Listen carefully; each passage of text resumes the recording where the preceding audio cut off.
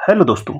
Class 10th math का एक question हमारे पास है जो सीबीएसई 2024 में पूछा गया है और ये क्वेश्चन है चैप्टर आपके अरिथमेटिक प्रोग्रेशन का। तो अब हम रोज एक ऐसा क्वेश्चन डिस्कस करेंगे जो आपके सीबीएसई बोर्ड एग्जाम में पूछा गया हो। तो देखिए क्वेश्चन क्या बोल रहा है। एक एपी है जिसमें 40 टर्म्स हैं। The sum of first 9 terms is 153। अगर शुरू के 9 टर्म्स को ऐड करते हैं तो 153 आता है। And the sum of last 6 terms is 687। और अगर पीछे के यानी अंतिम के 6 टर्म को ऐड करेंगे तो 687 आता है। अब आपको बताना है फर्स्ट टर्म क्या होगा, कॉमन डिफरेंस क्या होगा एपी का, and also find the sum of all terms of the AP. और इस एपी के सारे टर्म्स का सम क्या होगा। तो चलिए इस क्वेश्चन को हम देखते हैं कैसे किया जाएगा। चलो तो क्वेश्चन हमारे पास क्या है कि 40 टर्म्स हैं एपी में। ये मान लिया ए से लेकर A40 हमारा लास्ट टर्म होगा, ए हमारा फर्स्ट टर्म होगा। अब इसके शुरू के 9 टर्म्स को अगर सम करते हैं यानी S9 करते हैं तो ये वैल्यू 153 आती है। लेकिन इसी एपी के जब पीछे से हम 6 टर्म्स को सम करते हैं तो 687 आता है। हमें बताना क्या है, बताना है फर्स्ट टर्म क्या है, हमें बताना है कॉमन डिफरेंस क्या है, और हमें बताना है कि सारे 40 टर्म का सम क्या होगा। ये हमें पता करना है। तो आप देखो कैसे सॉल्व करेंगे। हमें ये गिवन है S9 जो है ये गिवन है 153। और S9 क्या होता है, आपने फॉर्मूला पढ़ा है sum of n terms of AP. Sn होता है n/2 ब्रैकेट के अंदर 2a plus n-1 into D.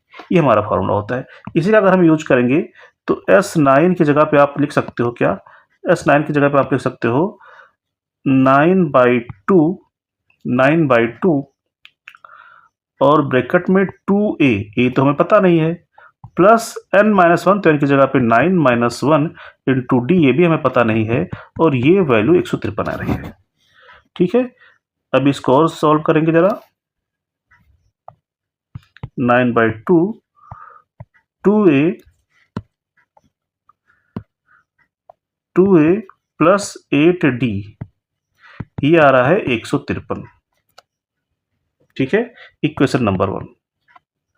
अब दूसरा कहा जा रहा है अगर पीछे से 6 टर्म को ऐड करें यानी S6, और ये भी हमें कहां से करना है, पीछे से करना है। पीछे से 6 टर्म को सम करेंगे तो S6 का मतलब आप लिखोगे 6/2, इसी फार्मूले का यूज करेंगे। ब्रैकेट में 2a, याद रखेंगे a अब क्या हो जाएगा, अब जो आपका 40वां टर्म था, 40 वाला टर्म था, वो a हो जाएगा, A40। क्या ये बात समझ में आई। क्योंकि जब हम इस AP को इधर से ऐड कर रहे हैं तो ये वाला टर्म हमारा पहला टर्म हो जाएगा, प्लस n यानी 6-1 इंटू डी। अगर हम AP में इधर से चल रहे हैं तो d को हमने पॉजिटिव लिया था, तो जब पीछे से जाएंगे तो d हमारा निगेटिव हो जाएगा। ये ध्यान रखेंगे, गलती नहीं करेंगे, -d। अब ये हमारा बन गया। और इस S6 की वैल्यू दे रखी इन्होंने 687। ये कट जाएगा, आपका 3 आ जाएगा।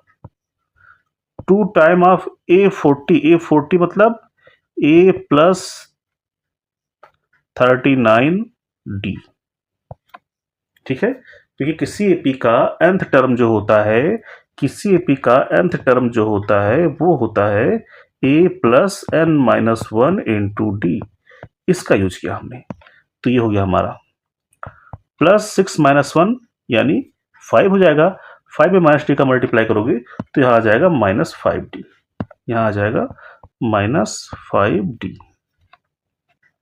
और इसको सॉल्व कर लेंगे 3 और इसका मल्टीप्लाई कर देंगे 2a प्लस 39 में 2 का मल्टीप्लाई करेंगे 78d -5d। क्या ये बात समझ में आ रही है। तो अभी क्या हो जाएगा हमारा, ये 3 प्लस 2a प्लस यहाँ से आ गया हमारा 78d से, ये 5D घटा दोगे तो आ जाएगा 73D, ये हो गया 687। इस 3 को जब इधर लाओगे नीचे तो इसको डिवाइड कर देंगे, 687 डिवाइड बाई 3 हो जाएगा 2A प्लस 73D। इसको डिवाइड करेंगे,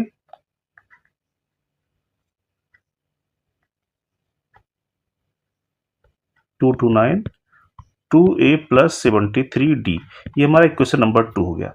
अब दो इक्वेशन बन गए, इनको सॉल्व कर लेते हैं। दो इक्वेशन बन गए, इनको सॉल्व कर लेते हैं। पहला इक्वेशन क्या था, जरा पहले इक्वेशन को हम देखते हैं। पहला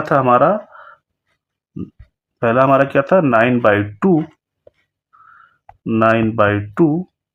ब्रैकेट में 2A प्लस 8D, 9/2 ब्रैकेट में 2A plus 8D equal to 153। अब यहाँ से अगर 9/2 को इधर भेज दें तो हमें मिल जाएगा 2A plus 8D equal to 153 का मल्टीप्लाई 2 में डिवाइडेड बाई 9। अब 9 से इसको डिवाइड करोगे 153 को, 17 आ जाएगा, multiplied by 2, 2A plus 8D, तो 2A plus 8D equal to हो गया 34। तो यहाँ से अगर हम 2A की वैल्यू निकालेंगे, 2A की वैल्यू जो हो जाएगी वो हो जाएगी 34 माइनस 8D। ये 2A की वैल्यू आ गई और यही वैल्यू उठा के हम यहाँ से ले जाएंगे, इक्वेशन नंबर 2 में रख देंगे। ठीक है, तो इक्वेशन 2, ये वैल्यू हम रख देंगे इक्वेशन नंबर 2 में। क्या था equation number 2, 229 equal to 2A plus 73D। 2A की जगह पर लिखेंगे 34 माइनस 8D प्लस 73D। अब आपको 34 का साइड चेंज करेंगे तो 229 माइनस 34 इक्वल टू 73 से 8 घटाएंगे। जब 73 से जब 8 घटाएंगे आप तो कितना बचेगा, बचेगा 65D।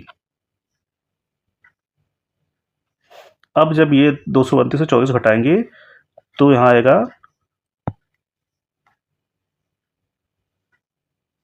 195 equal to 65D। तो यहाँ से D की वैल्यू क्या आ गई, D की वैल्यू आ गई 195 को डिवाइड कर दो 65 से और ये काटेंगे तो 3 आ जाएगा, यानी D हमारा यहाँ से 3 मिल गया।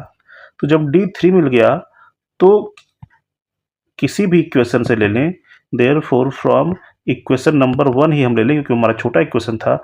इक्वेशन नंबर 1 क्या था, या ये भी ना लिखें, यहाँ से हमारी इक्वेशन 3 मान लेते हैं इसको।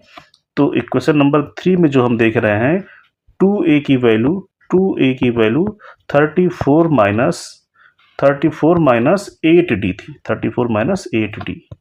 तो 34 माइनस 8D की वैल्यू 3, तो 34 माइनस 24 तो आ गई 10। क्या ये क्लियर है, 2A मिल गया 10, तो यहाँ से A की वैल्यू आएगी 10/2 यानी 5। तो A मिल गया 5 और D मिल गया हमें कितना, 3। किसी AP में अगर A और D मालूम है फिर तो हम कुछ भी पता कर सकते हैं। अब कहा जा रहा है तीन बातें समझनी, 3 बातें हमें निकालनी थी। क्या क्या निकालना था, A निकल चुका है हमारा, D निकल चुका है हमारा, सारे टर्म का सम निकालना है, S40 निकालना है। अब S40 निकाल लेते हैं। वही फार्मूला n/2 यानी 40/2 ब्रैकेट में 2A की जगह पे 5 निकल चुका है, 2A प्लस n-1 यानी 40 माइनस 1 इंटू D, और D हम निकाल चुके हैं कितना, 3। D हम निकाल चुके हैं 3। तो ये आ गया 20, तो यहाँ पे कर दो 10 प्लस ये आपका 39, इसमें 3 का मल्टीप्लाई, तो आ जाएगा 20 और 10 प्लस जब इसमें 3 का मल्टीप्लाई करोगे ये हो जाएगा। तो यहाँ पे आ गया ये 20 और ब्रैकेट में इसको ऐड करोगे 127 हो जाएगा। तो भैया 20 में मल्टीप्लाई करना है 127 यानी 127 का, तो 2 से मल्टीप्लाई कर दो, ये हो गया और एक जीरो लगा दो। तो S40 जो हो गया हमारा 2540 हो गया 2540। तो ये हमारे सारे आंसर आ गए। ए की वैल्यू हमें कितनी मिली भैया, ए मिल गया 5, डी कितना मिल गया 3 मिल चुका है, डी हमें 3 मिल चुका है, और S40 हमें 2540 मिल चुका है। तो इस तरह से इस क्वेश्चन को हमने सॉल्व किया, जो CBSE 2024 में आया हुआ क्वेश्चन है। तो ऐसे ही वीडियोज़ के लिए सब्सक्राइब करें इस चैनल को और अपने दोस्तों के साथ भी शेयर करें। मिलते हैं अगले वीडियो में, तब तक के लिए गुड लक।